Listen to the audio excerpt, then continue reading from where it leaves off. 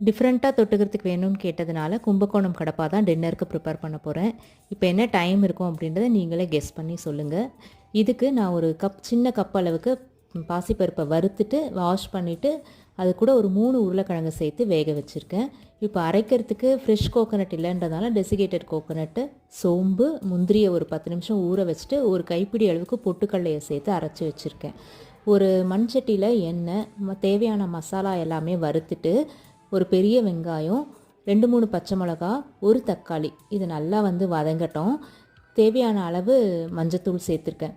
கொஞ்சமாக தண்ணி சேர்த்து கொதி வந்ததும் வேக வச்ச உருளைக்கிழங்கு, பருப்பு, அரைச்சி வச்ச மசாலா இது எல்லாத்தையுமே சேர்த்துட்டு உப்பு, கொத்தமல்லி, கருவேப்பிலை. ஹைலைட்டே இந்த எலுமிச்சத்தை அதை புழியறது தான். கடைசியாக பிழிஞ்சிட்டு ஆஃப் பண்ணிவிட்டு தோசை, இட்லி கூடலாம் அருமையாக இருக்கும். கண்டிப்பாக ட்ரை பண்ணி பாருங்கள். டின்னர் முடிச்சாச்சு. நாளைக்கு பார்க்கலாம்.